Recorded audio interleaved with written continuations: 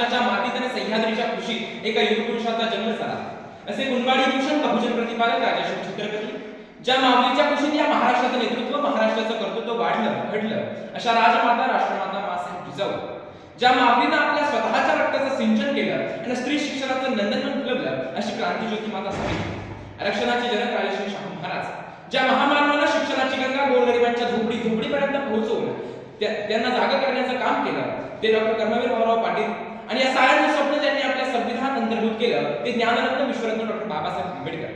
या साऱ्या महामानवांना वंदन करून मी सर्वज्ञ संदीप सांगले, रयत शिक्षण संस्थेचे निस्कूल दापूर विद्यालयाचा विद्यार्थी आपणासमोर विषय मांडतो. या जगण्यावरती, या जीवनावरती शोधा प्रेम करा.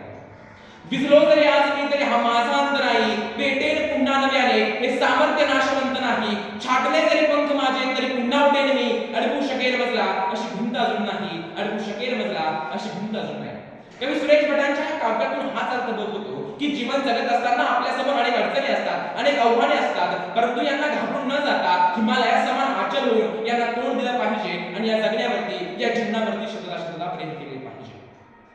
मंजिलें उन्हीं को मिलती है जिनके सपनों में जान होती है, पंखों से कुछ नहीं होता हौसलों से उड़ान होती है, पंखों से कुछ नहीं होता हौसलों से उड़ान होती है. जीवन जगत असताना आपल्याला एखादं ध्येय पूर्ण करायचं असेल तर नुसतं बोलून किंवा दिवसा स्वप्न बघून ते ध्येय पूर्ण होत नसतं. त्यासाठी अहोरात्र मेहनत घ्यावी लागते आणि तेव्हा कुठं ते स्वप्न पूर्ण होतं, ते स्वप्न ध्येयात सत्यात उतरत असतं. या जगामध्ये असेही लोक असतात की त्यांना आपण कशासाठी जन्माला आलोय, आपल्याला आपलं जीवन कशा पद्धतीने जगायचं आहे, आपल्याला आपल्या जीवनामध्ये काय करायचं आहे हेच माहित नसतं. ते लोक या जीवनावरती कशा पद्धतीने प्रेम करतील. संत तुकाराम महाराज असं म्हणतात की स्वर्गाची अमर इच्छिता ती देवा, मृत्यूलोकी जन्म व्हावा आम्हा, मृत्यूलोकी जन्म व्हावा आम्हा.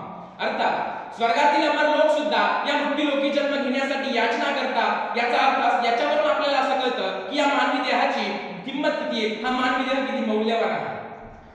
आपल्या जीवनामध्ये जर ध्येय नसेल तर आपली जीवन रूपी नौका दिशाहीन होऊन भरकटल्याशिवाय राहणार नाही. त्यामुळे आत्ताच आपल्या क्षमता ओळखा आणि त्यानुसार आपली ध्येय ठरवा. अडचणी कोणाला नव्हत्या. संत ज्ञानेश्वरांच्या ज्ञानदानाला, जिजाऊंच्या संस्काराला, शंभूंच्या पराक्रमाला, शिवरायांच्या विचारांना, शाहूंच्या लढ्याला, डॉक्टर बाबासाहेब आंबेडकरांच्या लेखणीला, अण्णाभाऊ साठे यांच्या लोककलेला आणि महात्मा ज्योतिबा फुले यांच्या क्रांतीला संकट कोणाला नव्हती, आव्हानं कोणाला नव्हती.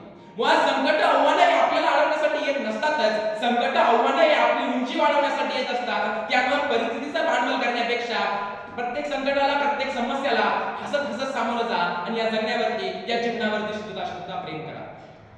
कवी गुरु ठाकूर असं म्हणतात, असं जगावं छाताडावर आव्हानांचे लावून अत्तर, असे जगावे छाताडावर आव्हानांचे लावून अत्तर, नजर रोखणी नजरेमध्ये आयुष्याला द्यावे उत्तर, नजर रोखणी नजरेमध्ये आयुष्याला द्यावे उत्तर. आज आपल्या देशाला प्रत्येक क्षेत्रामध्ये प्रगती केली आहे. आज आपल्या देशाला प्रत्येक क्षेत्रामध्ये उत्तुंग यश मिळत आहे. मानवाच्या बुद्धीचा विकास इतका की तो चंद्रावरती जाऊन पोहोचला, मानवाच्या बुद्धीची झेप इतकी की तो मंगळावर जाऊन पोहोचला. त्याने नद्या अडवल्या, त्याने झाडं तोडली आणि इथंच सारा घोळ झाला. जसं त्यानं नद्या अडवल्या तशा त्याच्या मनातले प्रेमाचे झरे आटले, जसं त्यानं झाडं तोडली तशा त्याच्या मनातली हिरवाई संपली आणि इथंच सारा घोळ झाला. आजची तरुण पिढी या देशाचा भावी आधारस्तंभ आहे.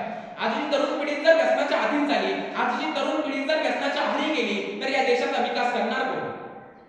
अहो, आजच्या तरुण पिढीच्या मोबाईल मध्ये जर 200 रुपयाचा डाटा असेल तर ही तरुण पिढी देशाचा सोडाचो पण स्वतःचा सुद्धा विचार करत नाही. आणि म्हणूनच या देशामध्ये दरवर्षी 300 दशलक्ष लोक डिप्रेशन मध्ये जात आहेत. या देशामध्ये दरवर्षी 4 लाख लोक दरवर्षी आत्महत्या करतायत. आणि तेव्हा प्रश्न पडतो, खरंच आपण आपल्या जगण्यावरती प्रेम करतो का?